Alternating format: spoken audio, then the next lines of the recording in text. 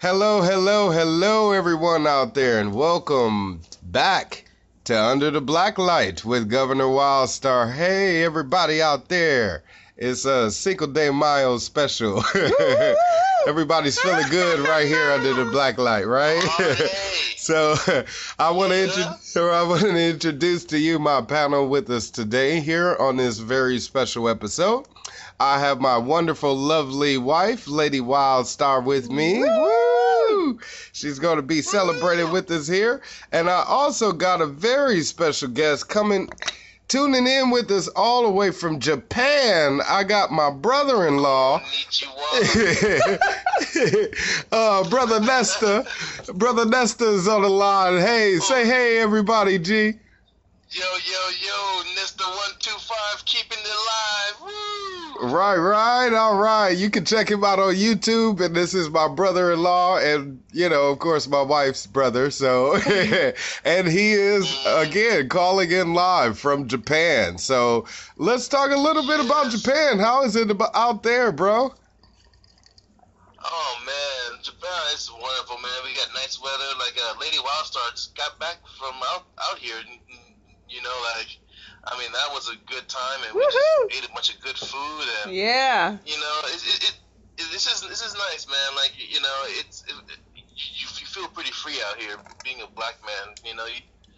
There's not really much you really got to worry about, as far as being black out here. It's completely different. Wow, that's crazy that you say that, because we're supposedly in the land of the free. And it's not really feeling like that right about now, with all of the craziness that's going on in this country. So that's actually a little bit of the premise of our conversation here today is to be or not to be black, And there's a few things we're going to be talking about here under the black light. And I'm very happy to have you here with us, G, in this conversation, because it's a lot of different controversial things. And I know, you probably get partial news out there in Japan, but I'd just like to, of course, get your insight on every, spectrum of what it is with regards to you guys receiving Western news, as well as your perception, of course, being a black man in Japan and hearing all of this. So would like to jump right into the first topic, which is the company Nivea. I don't know if you heard of them, or Nivea, however you want to pronounce it, but earlier in April, they came out with this ad called White is Purity, and they got a lot of backlash. They got a lot of backlash for this promotional campaign for deodorant, actually. And it was crazy because, with them promoting this white is purity, it seemed as if they were promoting white supremacy. And the company removed the ad, stating concerns about ethnic discrimination. And it's just really crazy. Did you guys hear about that ad at all out there in Japan? No, I had no clue about it just until recently. And I was watching. Actually, I saw the ad on Yahoo.com, and I was like, I don't know if they're pushing some kind of agenda, but have some common sense. If you're not pushing an agenda, then if it was a mistake, have a little bit of common sense. Come on. Yeah, just think for a second, Exactly. And you would think with the temperature of the, race relations in the country right now, they would be a bit more sensitive about with their choice of words, so to speak. But yeah, the ad originally appeared in the New York Post in early April. And as soon as it appeared in the Post, immediately they started to get feedback from people on Twitter and Facebook, because again, this company, right, exactly. And they are no stranger at all to any type of, racial controversy. Back in 2011, they actually had another ad depicting a clean-cut black man throwing a what seemed to be a Oh, severed yeah. head of himself with an afro. And the ad had a tagline saying, Oh. "Look like you give a damn, re-civilize yourself." Okay? So it's Right.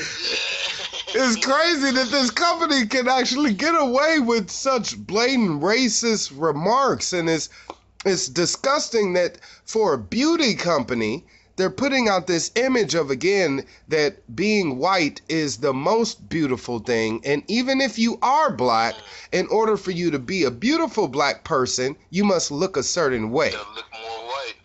Exactly. Yeah. You got to look more white. And I mean, if you look at the symbolism of it, though, like, you know, like he had an afro, right? Yeah. I mean, the word afro is related to African or African. I mean, or you know, like, I mean, the AFR part of African is in the word, you know. Yeah, the root And word. if you look at it a little bit deeper, it's like African is not correct, or like that. Civilize yourself, or you're uncivilized if you have any symbolism of being black or anything that's particularly black. Right. And it's sad because like I said, with this company being around for so long, I mean, they've been around since the 1900s, and they are a German company that had started this company and been around since before World War One and World War Two, and even was cooperating with the Nazi regime while the wars were going on to stay in business. So, Really? I guess they're no stranger to any prejudice at all. But yeah, and again, with them dealing with such racism or racist issues or controversial issues, they also were fined about $1 million by the FTC for false claims that its products could help consumers slim down.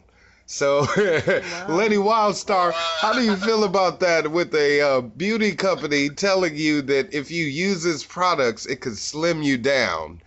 No, it really can't. It's cream, for crying out loud. And I mean, really, and it's funny, you guys had, commented about re-civilize yourself. They try to balance it out by creating a similar ad of a Caucasian male having like this scruffy, bearded type of guy in the same exact pose, but it didn't say re-civilize yourself on that ad. Right. So I'm like, why would you put re-civilize that self on the black man's ad, but not on the white man's ad? Yeah, and then even the first part of it was broken English. It says, "Look like you give a damn," you know? And, and that's part of the sales pitches. Look like you give a damn. Re-civilize yourself. You can just see the shucking and jiving and the coonery going on in the office when they were pitching this. I don't know. Well, they try to get Rihanna back on board, like try to sign her on there as one of the models, but then she canceled the contract. Some black credibility, right? Right, and she's like, I'm gonna cancel this, man, and some people on the news and the commentary on YouTube, they say, oh, just Rihanna, stay there, get your money. She's like, no, it's a principle. I don't need this money like that, Exactly. Speaking of money, the company is worth about $6 billion, people. That's B with a billion. Wow. All right. So, speaking of money and ignorant money being spent on foolish coonery ads, let's talk about Kendall Jenner coming out with an ad with Pepsi soda. Supposedly, oh my gosh. just recently, the Pepsi Cola company, or Pepsi whatever company, decided to put out an ad with Kendall Jenner, I guess promoting their product, and they spent, I would say, I guess according to reports, about $2 million on this ad, giving about $1 million to Jenner herself. And if you guys know who Kendall Jenner is, she's part of the whole Keeping with the Kardashians. She's one of the younger Kardashians, but this whole claim to fame came off of this TV show, and pretty much with her being out there, they've been able to, I guess, capitalize, keyword capitalize, on her celebrity status with the youth. And so in this ad, she's supposedly hanging out with her friends, doing rich friend things. And then all of a sudden she sees this protest going on and decides to get real and, get involved with this protest and walks up to... Before the people. Right, exactly. And she walks up to this cop and gives him a Pepsi can, or Pepsi soda, and he cracks a smile and everything's fine. So it's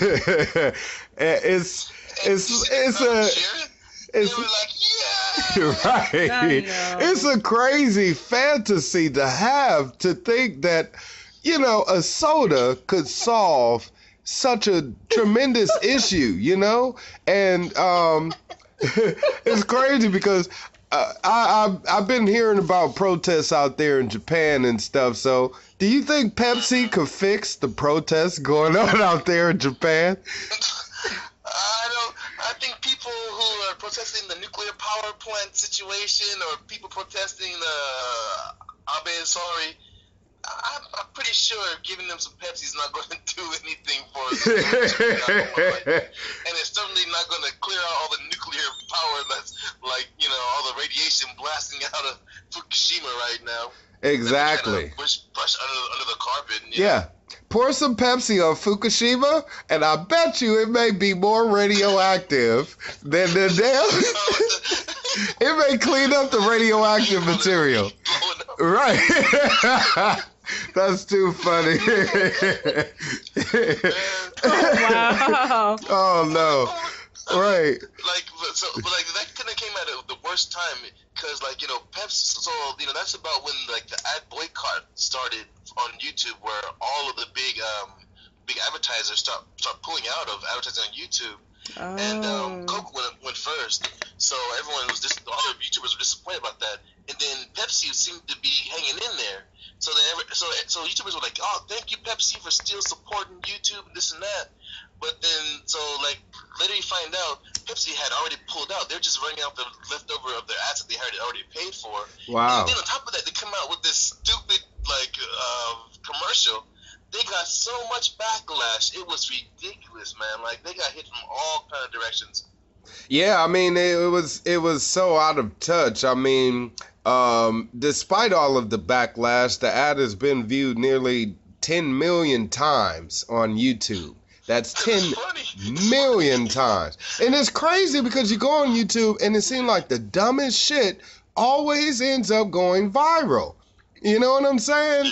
Yeah. Including this, stupid ass ad. But yeah, it supposedly had been mocked up on the Black Lives Matter protests, and all of the discord that's been going on with the black community and police and, their enforcement of law and the police state, etc.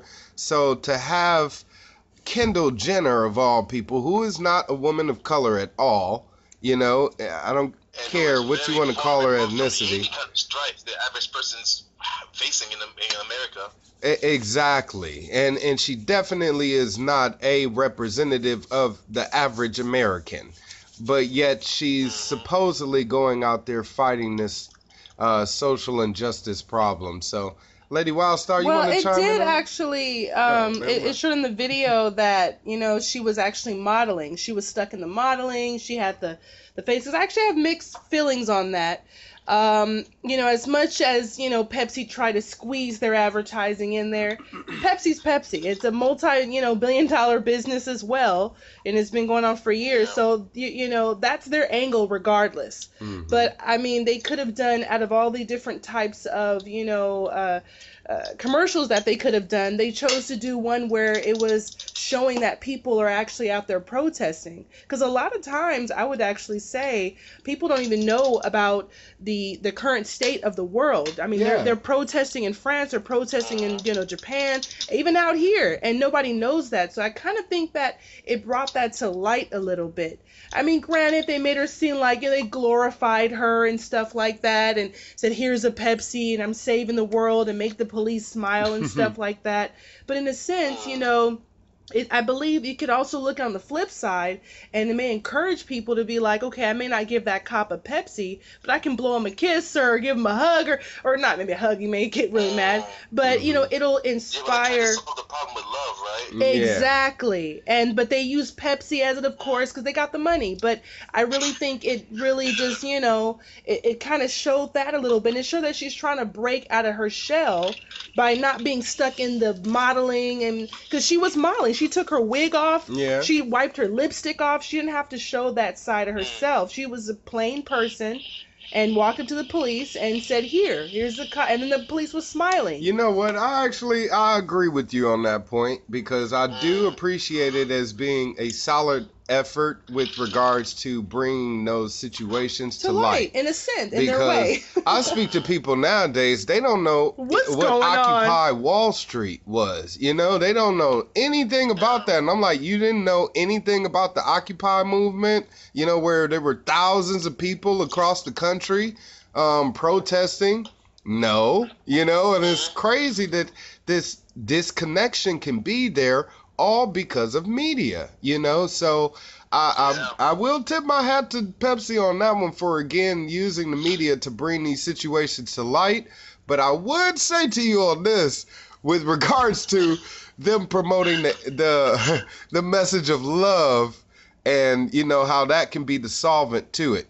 Because there's actually a viral video right now of a guy going out to the Berkeley protests, and he's he's giving protesters at the Berkeley protest Pepsi to try to fix it.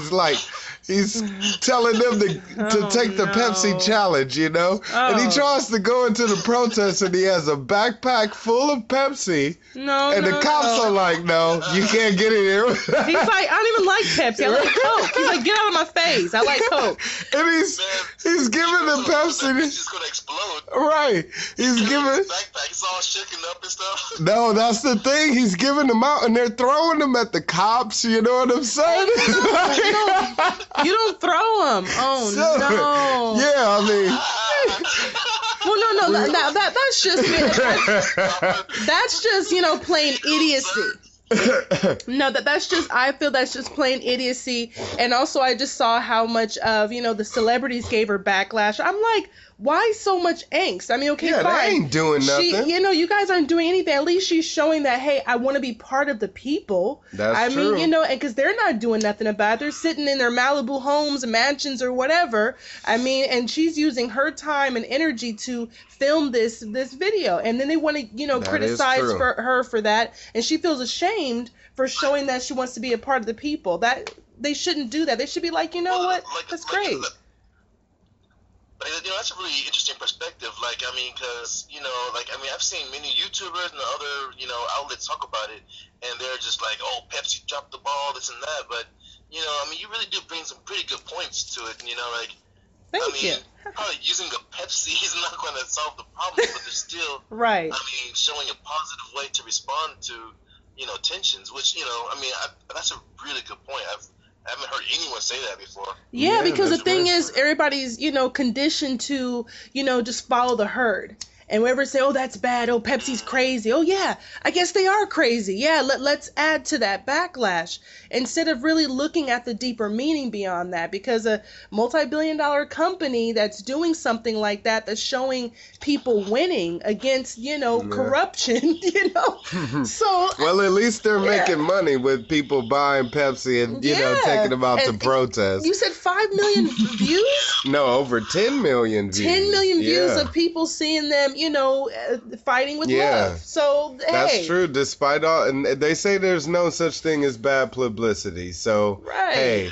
But I would say this, with regards to black people being the butt of the joke, so to speak, that's kind of like the raw dig of it all, because I don't know if you guys ever heard of this, but there was a Chinese detergent company that made an ad about throwing a black man into a dishwashing machine or washing machine, and he came out a clean Asian man, you know, a clean Chinese man. And this was a Chinese detergent. Right, this was a Chinese detergent company, very popular, and they got backlash for that too. So well, yeah, that's.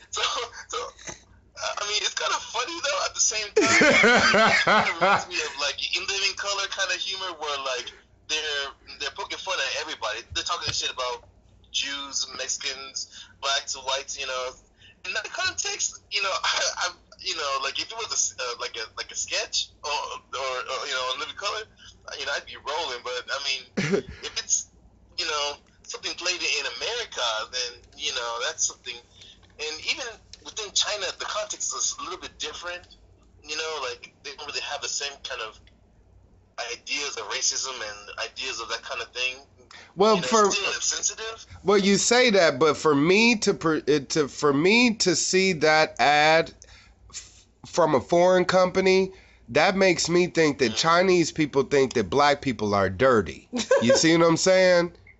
And that's all I can think off of that ad. So any Chinese person out there, just know that that's what any black person is thinking watching that ad, is that we're thinking you think black people are dirty because when you throw them in the dishwasher or, you know, the washing machine and they pop out clean, you know, right, a clean Asian man, you're like, oh, well, you know, wash that black off. But anyways, we got to move it on here. Wash the black off, re-civilize yourself. Exactly. I mean, so they don't think we're really, you know, we're just dirty scumbags. What I want to go on to the next story is actually it speaks about the strength of being ignorant to racism, and it's actually about a little white girl who got a black doll as a gift and was questioned by a Target cashier. So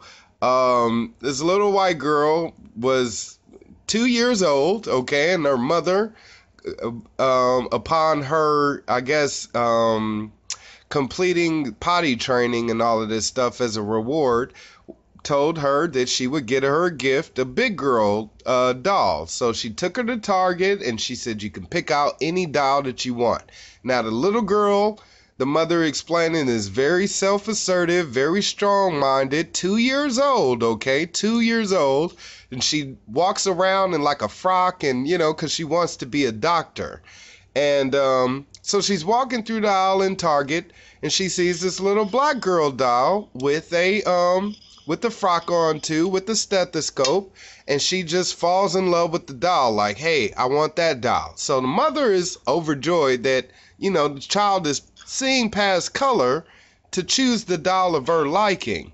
So, you know, the mother gets the doll, they get up to the the checkout, and the cashier, who's white, then goes to say, hey, little girl, are you going to a birthday party or something? Are you getting this doll for your friend? And the little girl is like, no, it's for me.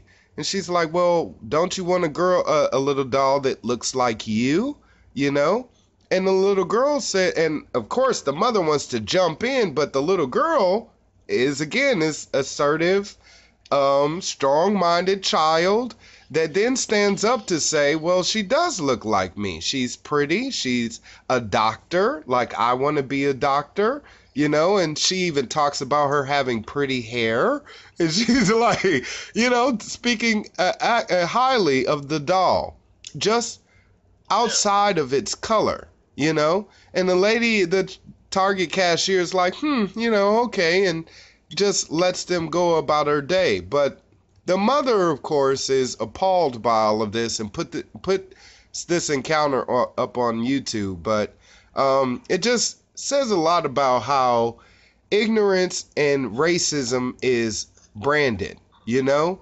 And for a 2-year-old child to see outside of that at such a young age, to be able to speak so intelligently, definitely shows how ignorant we are as adults when we embrace such mindset, that it's okay, you know? Yeah. So I want to ask you, I mean, I think part of it, I want to ask you, of course, being a father now of a little girl who is of mixed race, how do you feel about that story? Yeah, well, so, I mean, one thing is, like, you know, first of all, like, you know, like, it's kind of an indication of, like, how society, you know, I wouldn't say brainwashes, but influences heavily on the way people think. And like society, and it's not just Japan. I mean, it's not just America. It's worldwide. Like the image of white is right. The way that they portray it. I mean, you have people in Japan trying to look like white people. Putting contact lenses in and dyeing their hair and stuff. So like, I mean, she was, I guess, more pure. Like she has less exposure to that, and plus, I'm sure her mom probably, like fortifies that. Color is not an issue. That's probably what she's teaching her daughter, and that's just the right thing to do. I mean, it's so easy to say it. Oh, it's the right thing to do, but I mean, you teach your kids to be tolerant to other people, and not just tolerant, but not see differences, according to color and race, because like here in Japan, like having a half black, half Japanese daughter, and Japanese people. So some people would argue that as a culture they're racist, but I wouldn't say that. I would say they're just kind of ignorant to the racial issues and that we have and this and that. And Japanese people, they basically either see you as Japanese or foreigner, and so like and they refer to mixed children as half, and which I take offense to. Like, no, my daughter's not half a human, or my daughter's not half Japanese or half right.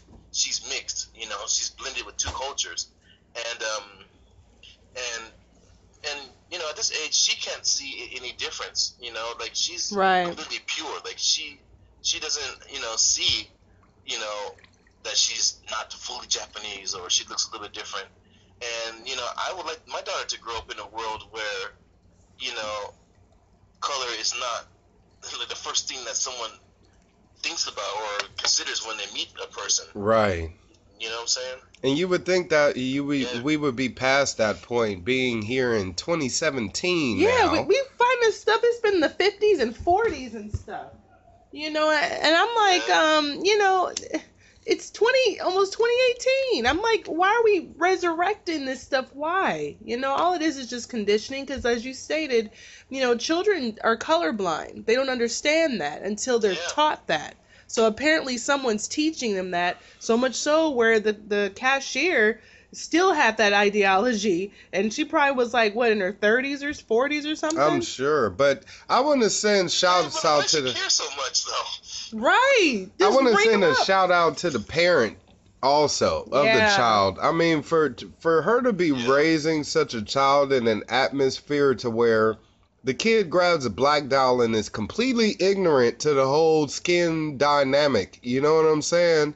Says that parent is doing something right. So, any parent out there that is raising any child, whether they be white, black, whatever the case may be, please raise your child as such. You know what I'm saying? Because that's the only real way that we're going to be able to phase out racism is by generation, and it starts first with our younger generation. If we want to phase it out, we have to start first with them, and we can be the perpetuators of that.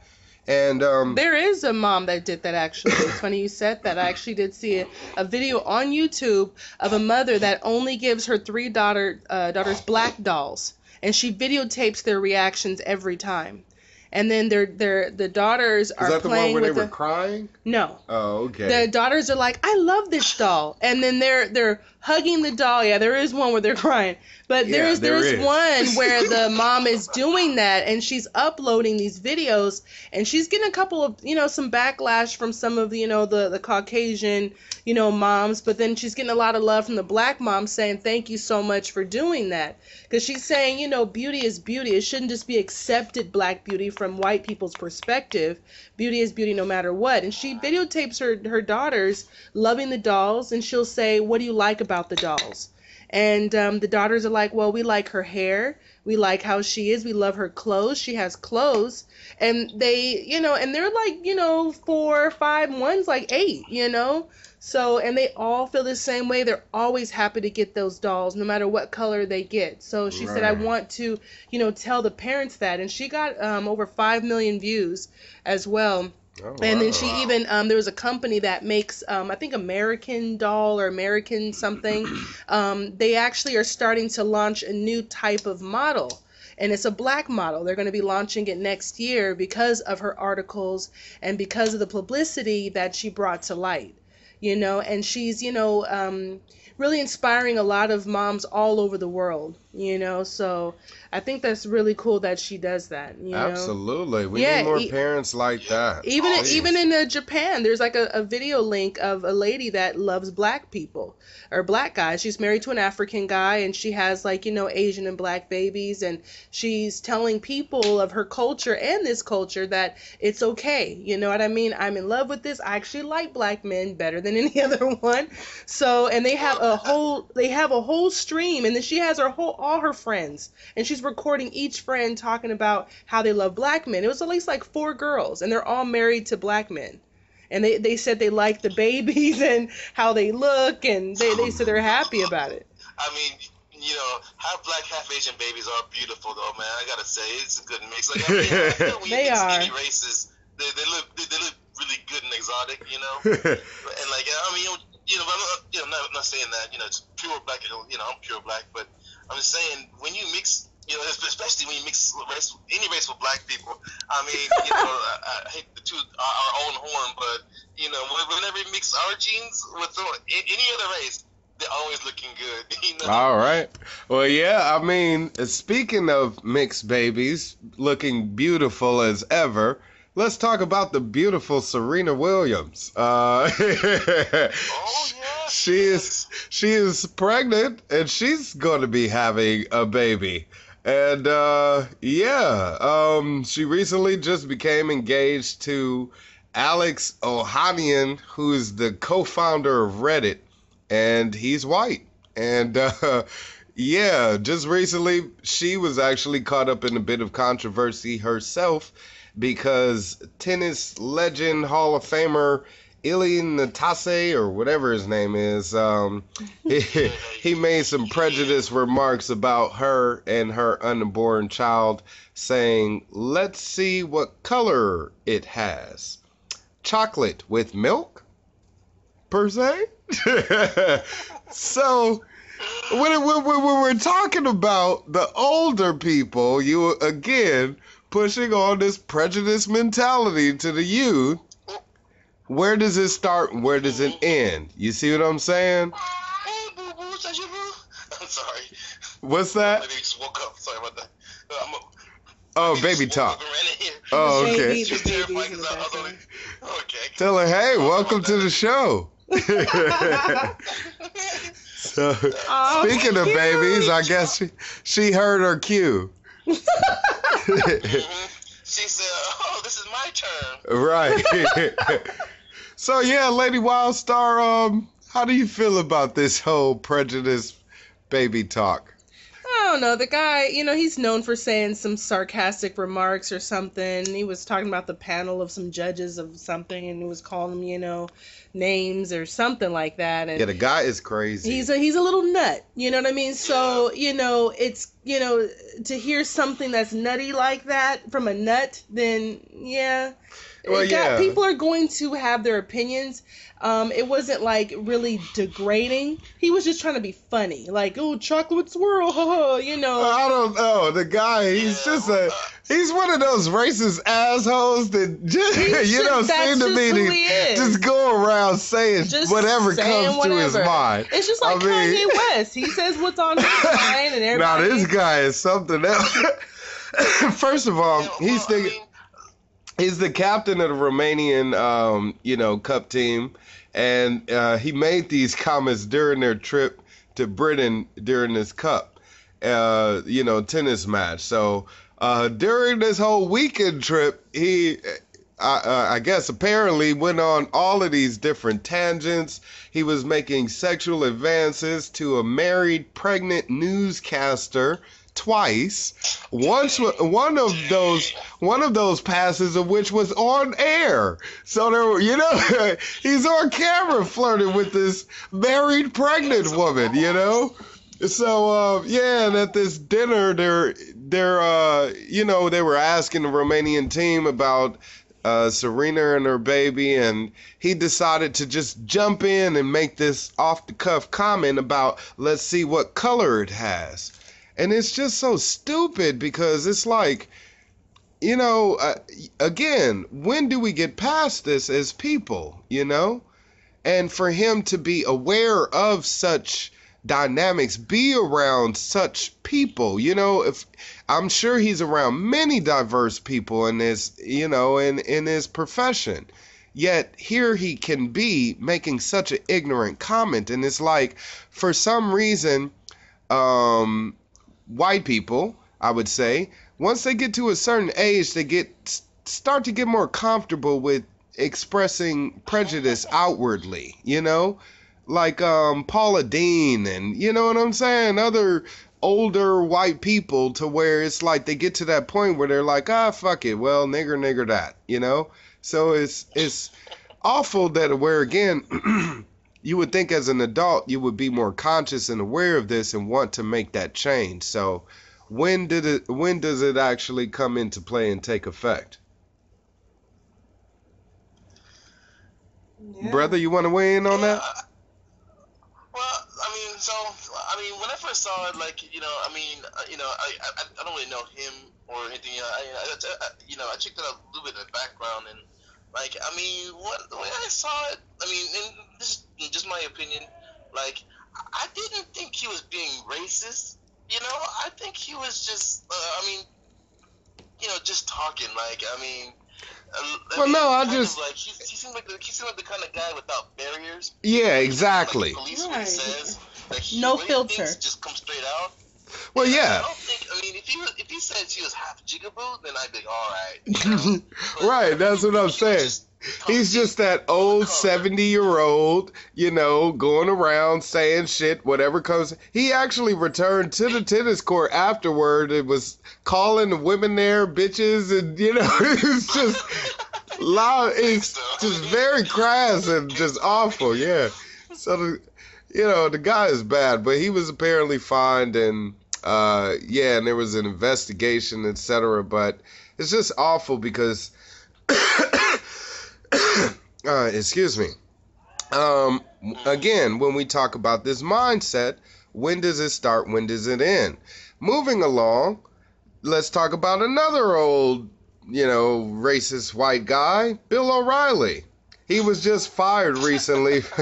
He was just fired recently from Fox News for sexual harassment accusations after a New York Times article actually came out talking about how he has paid over $25 million, or pardon me, he has paid over $13 million to over 5 of the 7 women that have made sexual harassment claims against him. So once this article came out, it pretty much was like shit hitting the fan, so to speak.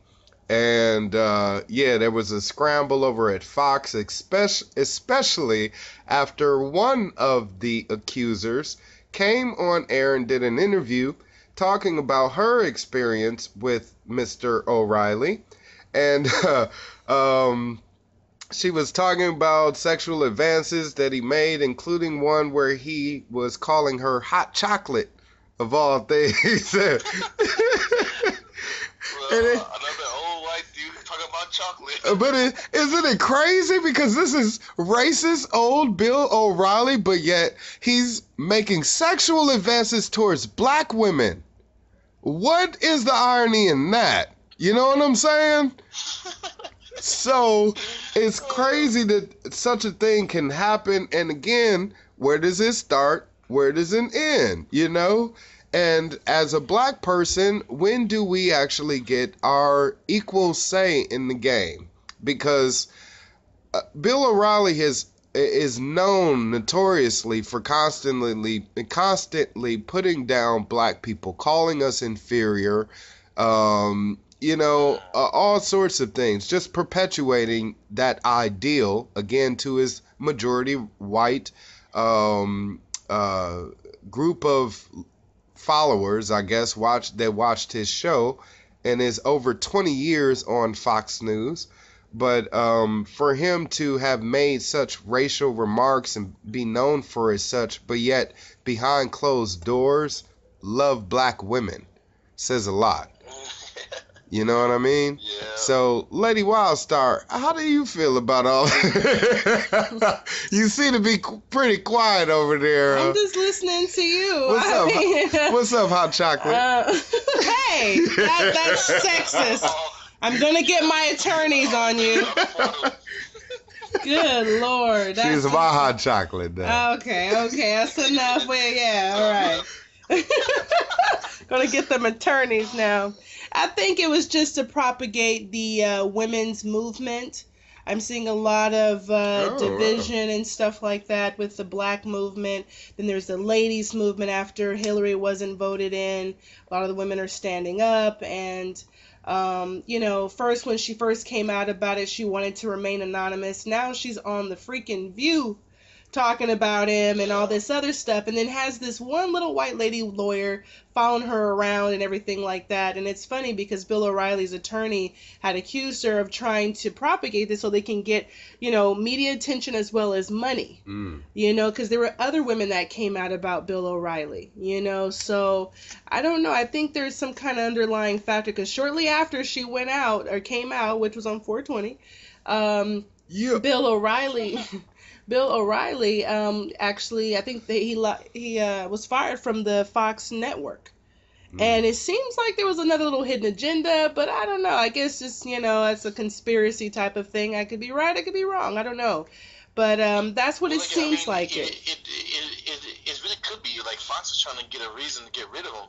Maybe they couldn't just outright fire him for no reason. Right, exactly. I have no evidence of this, but I'm saying it's a possibility. Fox was like, hey, this is a good way to discredit him and get rid of him easily. Exactly. Yeah, because this alleged, situation harassment would happen in years ago. This is, and now they bring it up as fact later on, and even making it public after she chose to remain anonymous a while ago. So, it just seems weird. And all of a sudden, the moment she comes out on TV, he's all of a sudden let go from the network the next day. So, I don't know. You know what I mean? I used to like Bill O'Reilly. I'm not even going to lie. Back when I was a Fox News watcher back in the early 90s or late 90s, whatever the hell, I used to like him until the racial tone started to come on, So at which point you got to believe what's the agenda here. And if that's not how he feels, then he should stand up for that, So that's where the sellout part comes into play, because you're not really a newscaster. You're a talent. You're an actor. You're a paid performer. And for him to, right, so for him to have copped out, I see it as a cop-out, because really, if that had been the case, you should have stood your ground, He could have quit a long time ago and found some other network. Exactly. He was already a big name.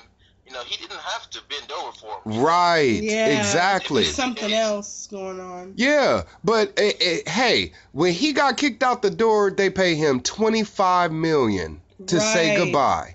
It's almost like hush money. Yeah, and at 67 years old to get paid $25 million on top of you already being a millionaire, that man is set for life.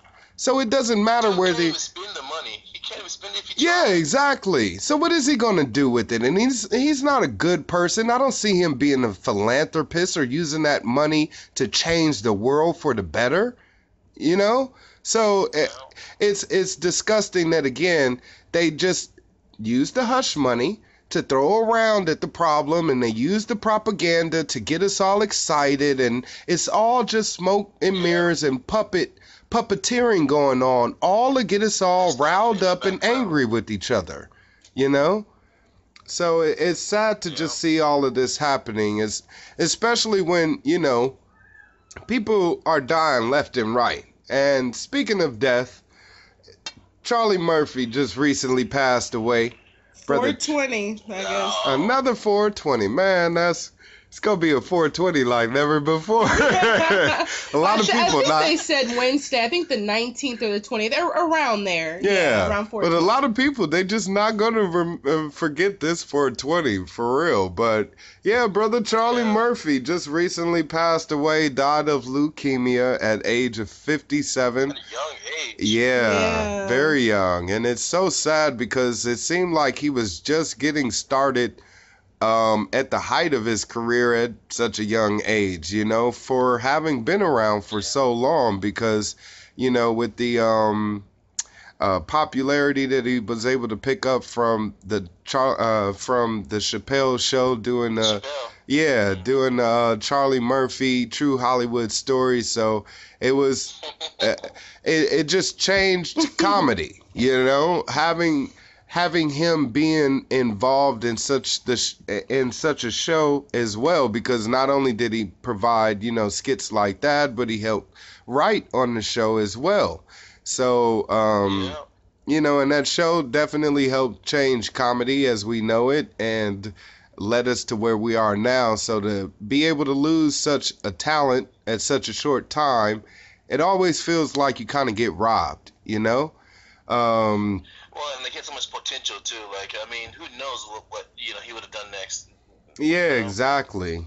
Yeah, you're right about that. And if anybody don't know, Charlie Murphy was the brother of Eddie Murphy, and he again just recently passed away. And I remember Charlie Murphy being in Harlem Nights. Believe it or not, he was actually in Harlem Nights. Oh yeah. And he was. Yeah, and that was one of the oldest movies. You know, when it comes to nostalgia black, you know, we have certain movies that are kind of just like, I don't know, part of our culture. And even though we don't have movies where we're going out of space and, you know, morphing or anything like that, like movies like The Color Purple and Harlem Nights, it definitely helped. Again, provide some sort of structure there where we felt like we had none, you know. And for the movie Harlem Nights, which was Eddie Murphy's first movie as a director as well as actor, and it was produced by him as well, and it ended up bombing at the box office when it was first released. And it's sad because it was frowned upon by critics and all of this stuff for being offensive, for being overtly black.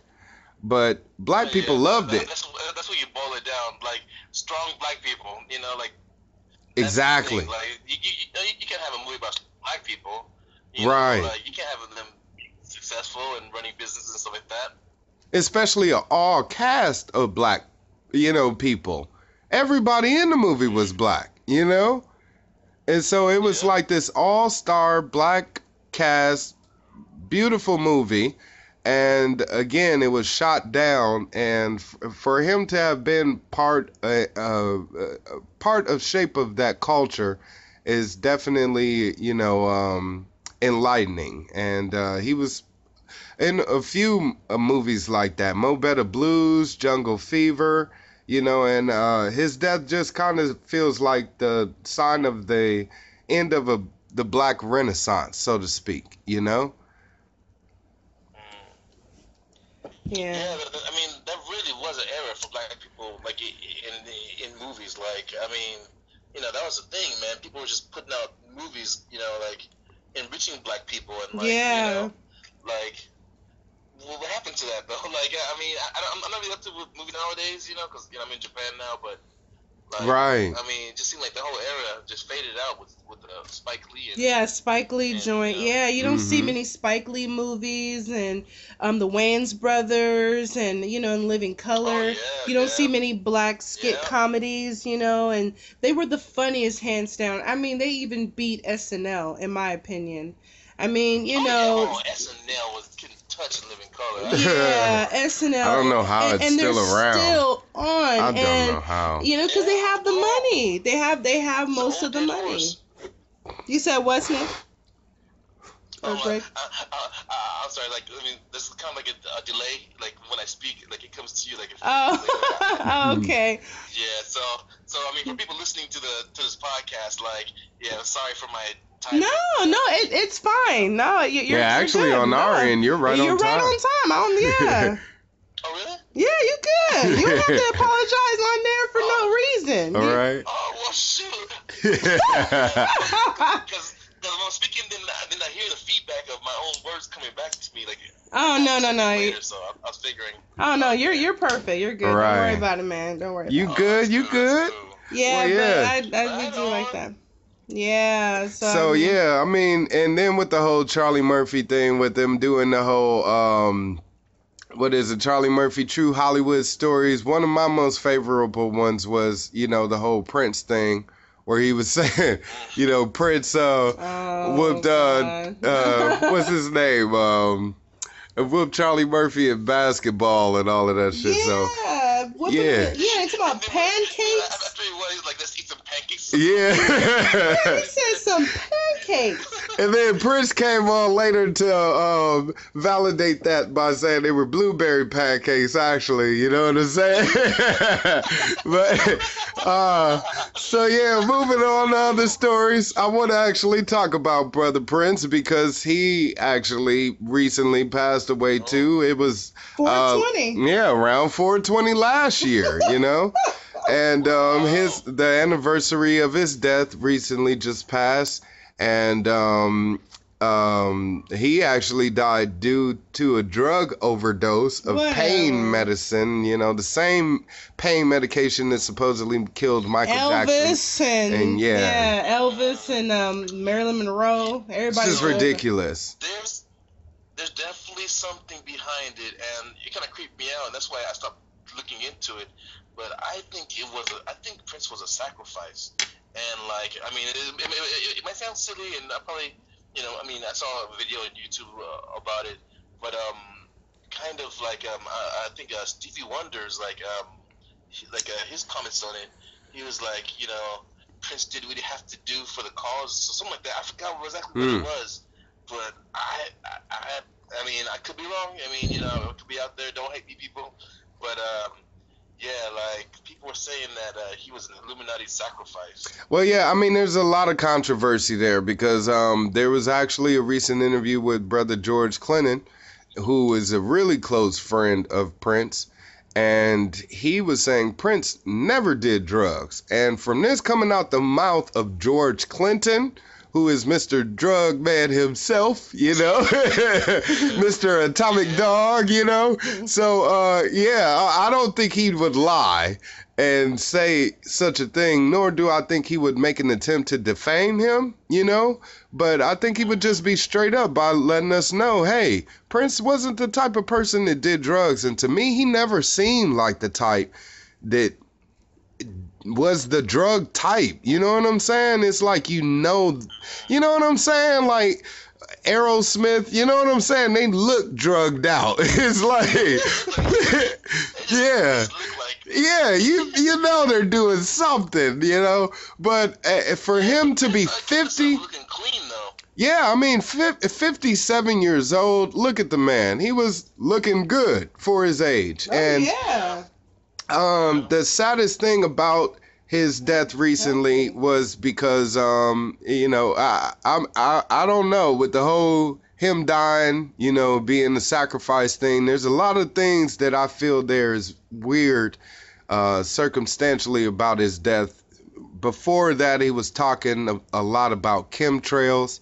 I don't know if you guys know what that is, but that is the geoengineering phenomena in the sky where you see whips and lines across the sky that are just white lines of quote-unquote pollution that has been discovered. But this geoengineering project is called chemtrails popularly, and Prince came out publicly to actually speak on this. So it was crazy to have him. Yeah, he spoke out on this, and then next thing you know, he's dead. And what I want to talk about really is he was going to drop a new album, and the album was called Deliverance, and he was going to have this album released, but then of course his untimely death happened, so etc. And the engineer working on the album chose to release the album, and it has since been blocked by courts. Now, the blocking came from Prince's estate, but Prince had no heir. He had one child, but he had no will. So his existing estate and, wealth is now being battled in courts by half siblings, and,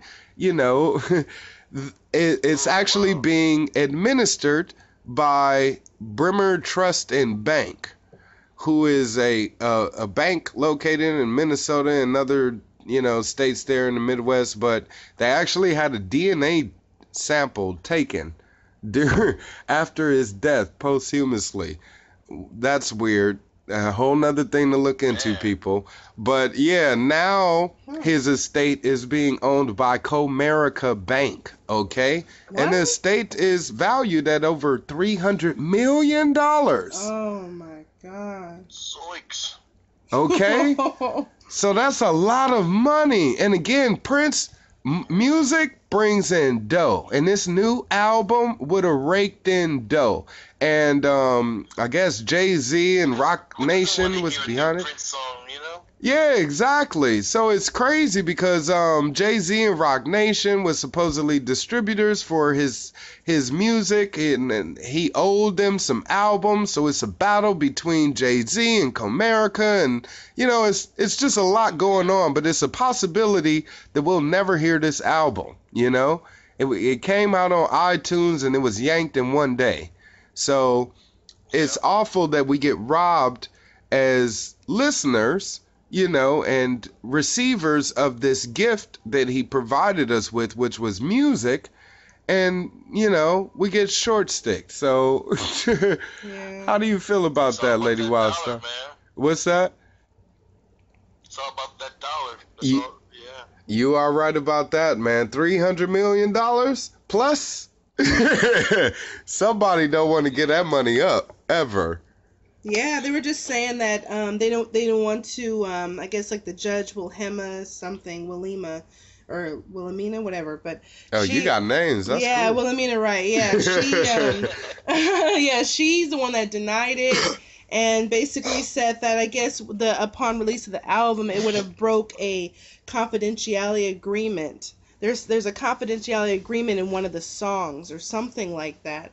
That's the reason why they blocked it. I'm like, I guess his song producer or, engineer, they had some kind of confidentiality agreement. It's something even deeper and deeper. I'm only getting like little bits and pieces of this conundrum here. So, yeah, it seems a little weird. I heard the same thing too, though. Like, I heard, I think the engineer who worked on it, he's violating the confidentiality contract or whatever by going ahead and releasing it, and that's why they're blocking it, I'm guessing. I mean, like, I heard the same thing that you heard. Yeah, that was weird. But yeah, if he had his own agreement with Prince, though, to release the music, you know what I'm saying? It's like, oh, I'm a musician, and I've worked with producers before, where it's like, okay, if you don't release the music, I got rights to release that music too. You know what I'm saying? Well, they're owning his rights. Yeah, exactly. They took his songs. They right. Never gave so they're coming in to challenge his position on it, to say, I want to release the music. You see what I'm saying? By saying, no, you can't, because we want all of it. We are the control. You see what I'm saying? They want, like you said, bro, it's all about the money. They want all of the money, So what should be done, and which would probably respect his legacy, is release that at a non-profit, because like for one, like he was planning, because Prince was obviously planning on having it released, and that was his wish. Like they should fulfill one of his last wishes by going and putting it out there and not complicating it by involving money. Right. And of course, that's impossible, especially people in that industry, But yeah. I'm saying, they really could honor him by doing that. you know? Yeah, it's just awful because for him to have fought his whole career against injustice in the music industry and fight against Warner He changed Brothers. his name. Yeah, exactly. And then to have his whole legacy now be, held up in that same type of instance, Same even bull after, yeah, exactly. His music is still being blocked by courts, blocked by music labels. You know what I'm saying? His money is now being taken by the banks, and it's sad because it's the same story of a black man being robbed of his wealth. So, And that's why he had slave on his face. I forgot which video he yeah, came out with it, but he had the word Really? slave on his face. And it's a shame that I forgot. I think when he changed his name to the symbol yeah, around that time, and then he had slave written on his face in the music video, and it was a protest to his condition, that they have him in there, and it's a shame that even in death he's still a slave to their whatever. Exactly. Yeah. Yeah. It's bull. That's bullshit, man. Yeah, that's Yeah. the music industry for you. You know, he was trying to say it. Michael Jackson, same difference, you know? Well, speaking of being slaves to the system, I want to talk to you more about a very downing situation. Brothers being killed in jail and being slaves to the death penalty. Oh, So yeah. Arkansas decided to switch on its death penalty or kick on its death switch and start the executing of their prisoners again. And they started first with the execution of a brother named Ladell Lee, who was put to death and pretty much has been the first prisoner in Arkansas to be put to death since 2005. Now, the reason why this case is, I guess, controversial is because Mr. Lee, while in prison, or I would say during his investigation into why he was put in prison, was always under some bit of question. He was put into prison because he supposedly killed a woman, a white woman, and bludgeoned her to death. And while he was in jail or in his trial, he of course profusely defended his innocence. His attorney was a drunkard, and who even had episodes during the trial where he would come out in outbursts, and it was just ridiculous. So the guy ends up getting found guilty, and during which the trial, the prosecutor tried to slam him in on another murder case for another woman that was completely unconnected, but supposedly they had evidence connecting him to the crime too. Now, all this evidence is like hairs or fibers that they saw under microscopes, supposedly during the time. Well, he's been in jail that whole time, and the ACLU decides to hear his case out and makes a demand from the courts to have DNA testing done. The DNA testing request gets blocked by the judge, okay? Yeah. And this raises a really big question with the ACLU, because they're like, why are you preventing us from, having this man actually prove his innocence? Yeah, and be saved from death. Exactly. If you have hairs, innocent man saved from death. There's a chance that he's innocent. They have to explore that. You can't exactly. Like, Right, and see, and that's the thing, is the way that they were proving his guilt was an archaic way of just looking at this hair under a microscope. And we said now, since our technology is advanced, we've proven that method is ineffective. Now we got to do DNA testing on the hair to find out if it is true and correct.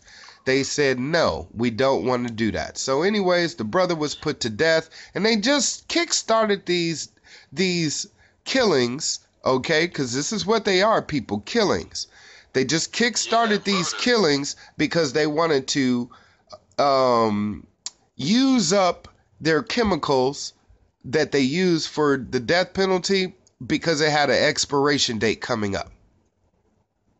Is that sickening or what?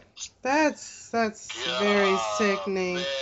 Man. Yeah. Okay? Oh That's the only reason why they're pushing to do all of these executions right now, is because all of the drugs that they've paid for to kill people is about to expire. And instead of them feeling like they lost money, they said, let's start killing people. This is the world that we live in, people. Yeah, they even said with Arkansas, they were talking about how a lot of the inmates that they're starting to kill, they're not, what is it? A lot of them aren't put to death. Like, it takes them, like, longer than normal. And they said they always kind of deviate from protocol. Yeah, sometimes it doesn't work. And then they're supposed to be anesthetized or something like that before they inject that paralyzing thing. So they're saying that it's a 3-step process. Like the first injection is is related to like Valium. Right. And it's supposed to make them go unconscious. And then the second one stops the breathing. Then the third one stops the heart beating. And but if that first one doesn't kick in right, these people are suffocating to death. Oh my God. And they're aware of it. Oh, see, that's and that's scary because they even said some people like witnessing the death, like the executions, they noticed that a lot of their bodies are convulsing, they're shaking and they're choking, they're watching this and how can you sit around and that's so desensitizing, and you would think with all of the murder and violence that we see in movies nowadays, it's gotten us so desensitized to the value of the human life. We don't care about it anymore. We don't appreciate it. We don't respect it. So much so to where if a person says, I'm innocent, I'm innocent, I'm innocent, to the day that they die, we do not care. Yeah. We'd rather just kill them. Yeah, they said he had a deficiency, like he had a fetal development, something so the guy intellectual. He had a mental disability too, and that was supposed to protect him from the death penalty. That's what they were saying, because his mom drank when he was conceived or whatever. Yeah, so he was a little slow. Yeah, so but they said quote unquote with that it actually says they're not supposed to kill him. Like the fact that he wants a DNA test on him or the lawyers. That's a pretty good indication of his innocence. Because why would they ask for a DNA test? Or why would he ask for a DNA test knowing he's guilty? Exactly. I'm guilty, so just give me a DNA test. Well, that would just prove you're guilty. Right. The DNA came up with your name. Clearly, he knew he was innocent. That's why he asked for the DNA test. Okay, here now prove them. And he use good technology, use current technology to prove my innocence, please. And why would you deny that, Because he is slave to the system. Slave to the injustice system of our supposed justice system. And it's crazy because we're sitting around and we're watching this happen right before our eyes, people, and we're not doing anything about it. And we definitely need to step up. And speaking of stepping up, recently there was a guy who was crossing the street, okay, in his own neighborhood. And this is in a residential neighborhood, not a busy intersection, but a residential neighborhood where he was crossing the street, just leaving work, and was seen by a police officer crossing the street. When he was seen, quote unquote, jaywalking, the cop said, he demanded that the man lay down on the ground and put his weapon down and all of this other stuff. And the guy, he's like, man, I ain't got no gun. And he throws off his coat. Why did the brother do this? I don't know. But the white cop that saw this took this motion as being a posturing motion for in a threatening gesture, taking off his coat like he wanted to fight. So he runs up to him. He runs up to him. Now, again, he's saying he took off his coat because he wanted to fight. But when he walks up on him, he grabs him, throws him down on the ground. No resistance from the brother. Starts punching him in the face. No resistance from the brother ever whatsoever. Okay? The whole time. But yet he says the guy took off his coat and wanted to fight. Now, we speaking to people stepping up. We wouldn't know about this if one of his neighbors wasn't driving down the street at that moment and chose to start videotaping when this incident happened. So we talk about the Rodney King shooting, or beating. It's crazy because when that happened, that kicked off the LA riots. But this was a time. I grew up in that. And this, right, you see? But that was a time, when video cameras were new, we were and rare, exactly, because they cost a whole lot of money to have a video camera, but nowadays everybody got a video camera in their cell phone and it's cheap. Their pockets, yeah.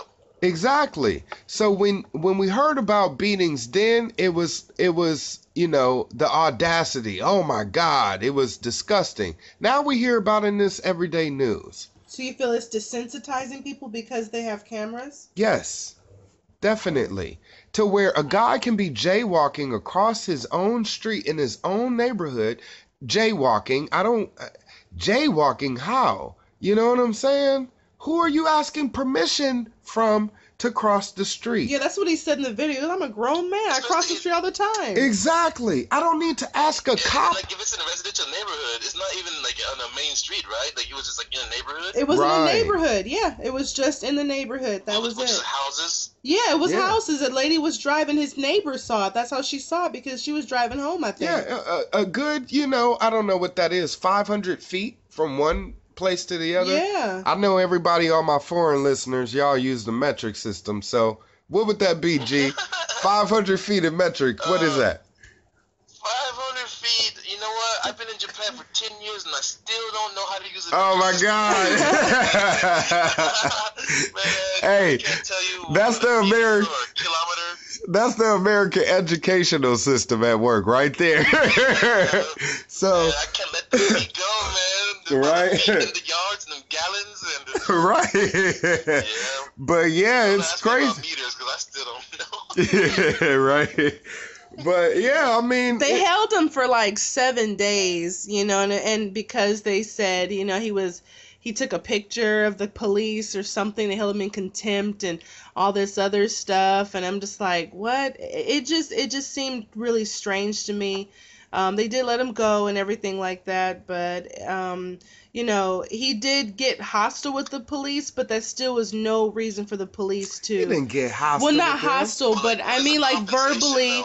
He exactly. was, and one cop turned to 2 cops, turned to 8 cops. You know what I'm saying? Well, not hostile, physical, but just saying, okay, what he threw his jacket off. I don't know why he did that. Right, and that's what I'm saying. The guy, apparently, he feels like he has a rapport with the cops that roam his neighborhood. You know what I'm saying? And that's when we talk about peace officers and them serving the public and the people that they represent in their neighborhoods, in their communities.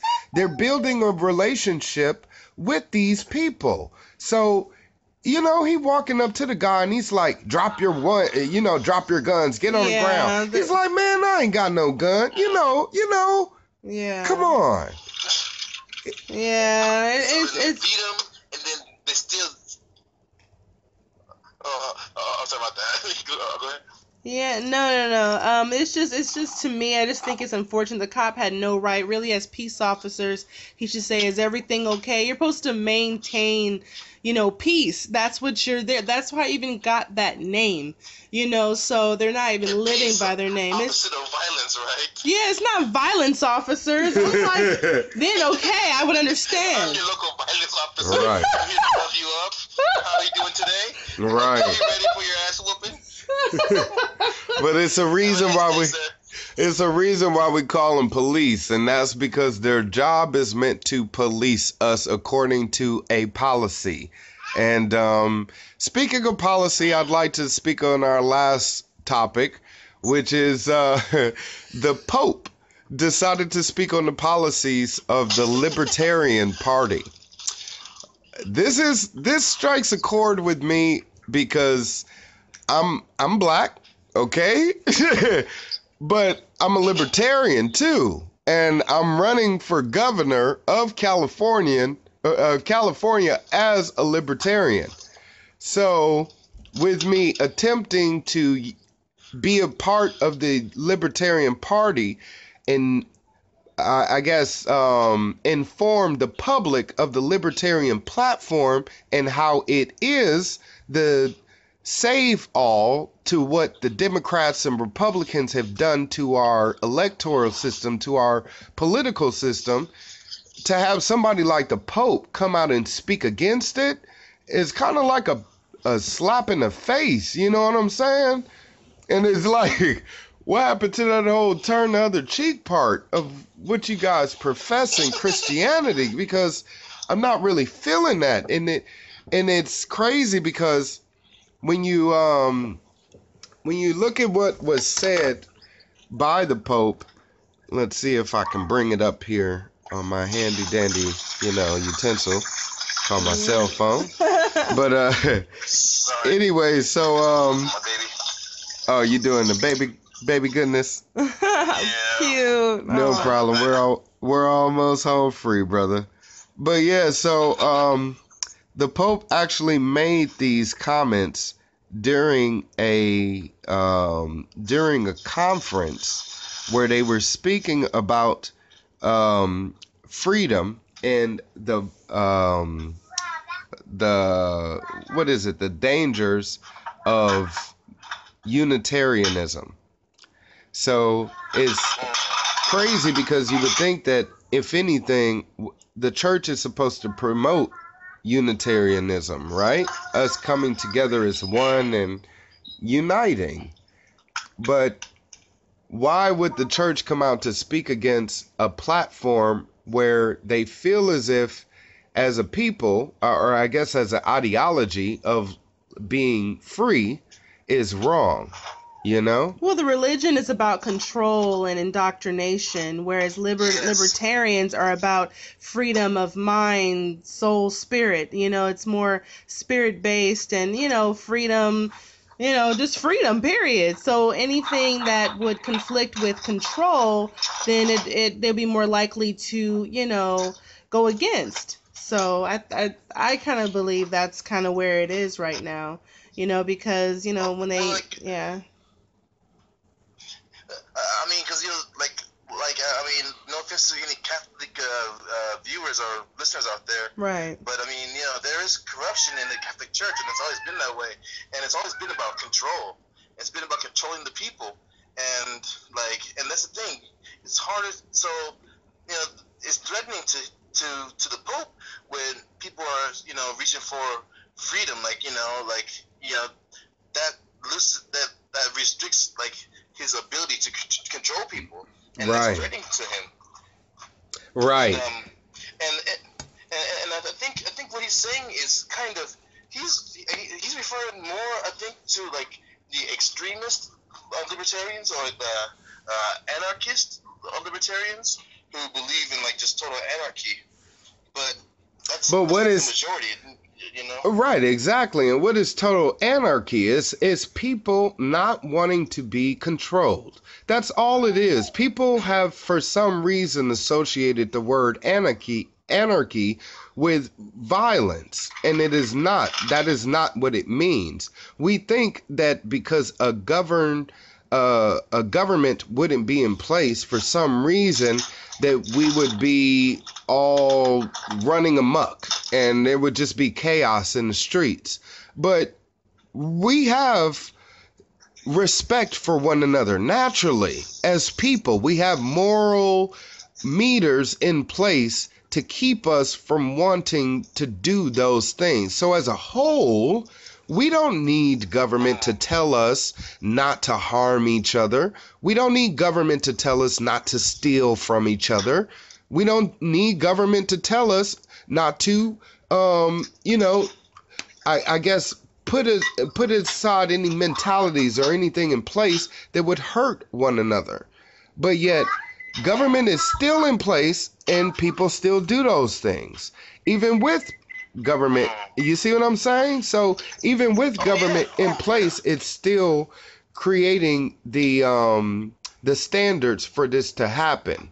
So the idea that for the person to be an individual and to have a strong sense of individualism is a threat should be alarming to anybody out there, to anybody that's telling you that, because they're pretty much telling you if you don't have the mental capacity to be controlled, then you don't belong, pretty much. And that's actually what the conference was on. I have that here. It was a workshop where for the Pontifical Academy, and the name of the workshop was Towards a Participatory Society: New Roads to Social and Cultural Integration. First part, towards a participatory society. They want everybody to participate. You see? In order for it to participate in what way though? Like in following the orders of the government, or participate in sharing resources and stuff like that? What part of exactly participate in society? Exactly. And if you look at the church, what is the big thing that they want you to participate in the most? Come on now. Dropping them coins, right? Exactly. Yes. He just ding. All right. Because Governor Wildstar, he all about that money, okay? Let me tell you why it's a problem. Because the Vatican is the largest bank in the world. They have the most money in the world, people. And you want to know why? You want to know why? They are a country. Right. And it depends heavily on you giving up your money. And you know what libertarians are all about? You keeping your money. Okay? Wow, yeah. So I'm going to tell you straight up, as a libertarian governor with a faith based on Christianity, okay, that I will tell you as a libertarian governor, keep your money. If you want to give it to the church, you're welcome to give it to the church. If you want to give it to the state, you're welcome to give it to the state. But you know what? The church takes your money just like every other business, and just like every other business, they should be taxed. And that's where Governor Wildstar will come into play, to tax the church where the state will not, because the state allows churches to be in business for free. Okay? They're collecting billions, if not trillions of dollars for free without any taxation. Okay? They get to take land. Hardly any service in return either. Exactly. Hardly any service. If anything, you're providing a disservice. The people that I talk to that are involved in churches, they are terribly spiritually tormented. Oh, yeah. When I went to church, I gave thousands of dollars. They give you the tax or forms and stuff like that. And they're like, oh, yeah. Or they give you a list of what you had given them or something, or how much you contributed. And it was so much money. And I'm like, I didn't even realize. Yeah. How are you able to get all of this property for free? But yet we have to pay property taxes out our ass. How is that fair? You're not doing anything different. And just because you're claiming to be a faithful entity, I myself am a faithful entity. That's what I believe the in Mormon, God. Yeah, what was that? The Scientology. Right. They were trying to get on that too. Scientology. Oh, God. Yeah. Well, honestly, in any faith, I don't care what you believe. Even if you do believe in Scientology, they pay their taxes, so everybody else should. And don't try to use I'm a faith as a blanket to protect yourself from any type of other scrutiny that everybody else would have to face financially. Mm-hmm. Well, like maybe just to clear it up though, we're talking about the institution, like the Catholic institution, not like Catholic people, but like No, the people who are getting the money. exactly. Or, Yes, of course. Has the Catholic Church ever been audited? You see what I'm saying? They take all of their money and supposedly is going towards paying all of this stuff, but we're just supposed to believe them and take their word for it. But we don't know for sure. You know what I'm saying? Now, if the church members wanted to take it upon themselves to then audit the church, they should be free to do so. They're not at this point. I want to give them that freedom because I want to be able to have that freedom. You see what I'm saying? It has nothing to do with the people themselves. The people are always innocent in the matter, so to speak. The criminals are the people that are deceiving those people by making them think they're doing something good when really they're doing something bad, Yeah. And that's the problem, is they're always taking our good faith for weakness, taking our kindness for weakness. So, Yep. Lady Wildstar. All right. Well, yeah. No, I agree. What do you say? I'm sorry. Did I cut you off? I know I kind of went on No, that one, I guess. I think it was the time lag. Yeah. Go ahead. Okay. Yeah. Well, this is fun. It's great. Definitely. I kind of already shared my take on that. And Governor Wildstar, I understand he's very passionate about that too. Because it's been going on for such a long time. So. Yeah, and it's definitely time to end the Fed. So any way that we can do that, we got to start now. And I would say whatever you can do out there in Japan, Brother Nesta, please fight against the almighty dollar, because that is definitely what's bringing our world down, It's good that they're actually protesting out there. I don't know if it's for that, but they're protesting. Well, no, I mean, there's different issues that, we're facing out here. I mean, I wouldn't say it's as bad as American government. I mean, as far as oppression and, just straight out butt raping people, but still, there's a lot of stuff going on. There's a lot of corruption. I mean, any government, any standing government is going to have corruption in it, and that's the thing. But I mean, kind of the main thing where Japanese people are getting controlled is their working culture, where they are taught from a young age. You stay at work for 12 hours or whatever. You go home and sleep a couple hours, and you come back to work 6 days a week. It's an agenda, and they're teaching people to break their backs, because people making salary here, they don't get paid hourly wages. They get paid on the salary. So whether they work more or less, they don't make any more money. And wow, really? And so the bosses, it's horrible, and the bosses take serious advantage of it, and they the average person does maybe 50 to 100% more work, they do 2 people's worth of work basically, and it's just crazy, and people jumping in front of trains because it's so oppressive, and they can't quit their jobs because basically the company they work for owns them for life. If they quit, they're blacklisted and they're homeless, or they're going to be working at McDonald's, or no offense to McDonald's workers, but career people will be dropped to nothing in a second, because so that's the thing that I'm trying to get the youth to fight for. I'm telling them, you work your 8 hours and go home. When you grow up and have a family, you stay with your family. You do your job, and go home and spend time with your family. Don't give your time to the company. They're stealing your time. And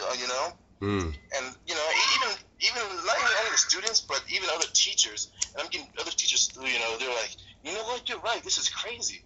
Why am I here 6 to 7 days a week? Oh my goodness. Why am I doing this extra work? Yeah. Why am I working from 7 to 7 every day? Wow. And so I'm just doing what I can just to kind of bring awareness to that. Like, no, this isn't normal, you know? It sounds like y'all need a Libertarian Party of Japan. Yeah, do they even have a Libertarian Party out there? I don't know. Like, I mean, there's a right wing and a left wing, and I don't really know about political much out here, but what we do need to do is legalize it and quick, man. These people wouldn't be jumping in front of trains if, you know, right. Some legalized goodness. Right. Y'all need some 420 parties over there too. That's the main thing I'm pushing for. Like, Japan wants to start an offensive military. Like, the top wants to go ahead and do that, and it's like, Japan's cool being a defensive force, and there's no point in going out and attacking people and stuff, and Right, but, you're right about that. Abe guy, he's working with the other world leaders and talking to Obama and trying to follow Obama's footsteps, trying to get into this war on terror. And, no. Man.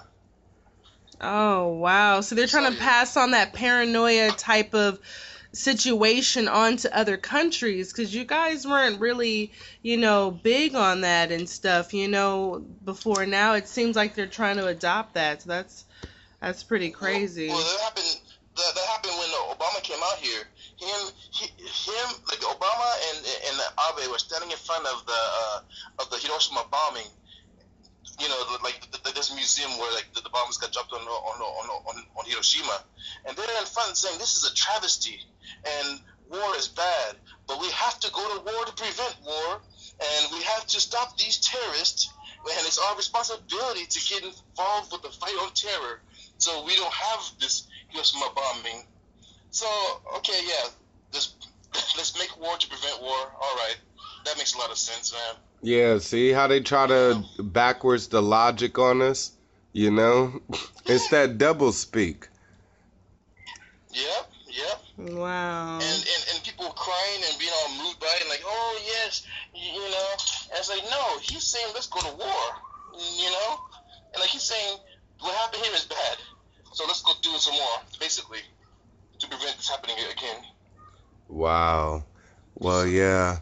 Yes. You would hope that with our new president that all of that would come to an end, but it doesn't seem like Trump has any plans on stop America from being a war machine anytime soon. So we'll definitely be praying that someday soon that it all comes to an end, and we the people have to rise up to definitely make that stand. And I thank you, Greg, for being a part of that. And I just appreciate you being a part of this conversation and making that stand during this talk, because this is going to be shared with the world, and hopefully those people out there that do hear this will take heed to the words that you say and that we're saying in this conversation and take a stand against that corruption with us. Yeah, man, I do, like, I don't know what to say, man. Just, things need to change. That's all there is to it. Yeah. It's just kind of downing, Yeah. Well, hey, stay beautiful, stay black, and I love you, man. Love you too. Love. I love you too. Yeah. Thanks for coming on the show again. We really appreciate your input. Thanks for having me. Yeah, it's great to just, get a different perspective, especially, being black in a whole different country. I'm sure a lot of people, are wondering how it's working out there, because people don't really travel as much, so, they do, but sometimes, money and stuff, but that's good to kind of get another perspective on things. So, yeah, thanks again for enlightening us on that. Yeah, once again, thanks for having me. I had a good old time. Woohoo! Oh, definitely. In the future, give me a call. I'll do a cameo here and there if you want. All right, sounds good. Well, hey, I don't know. Actually, to let all of my listeners know out there, I'm going to do my best to keep Under the Black Light coming to you, but things are really picking up with the campaign, and I'll actually be picking up a new a new radio show on a new network, and it'll be a weekly show. So that'll be coming to you guys soon. Hopefully I'll still be able to drop my Under the Blacklight sessions once a month. That's what I'm planning. But again, things are really picking up with the campaign, so please stay tuned to Governor Wildstar, Nicholas Wildstar. Again, I appreciate all of your support, and I appreciate you, brother, for being here under the black light with us to share some, shed some light on some of this. I hear a little lady back there. Woo! And I appreciate her for sharing you with us as well as your beautiful wife as well. Tell her I said thank you. Will do.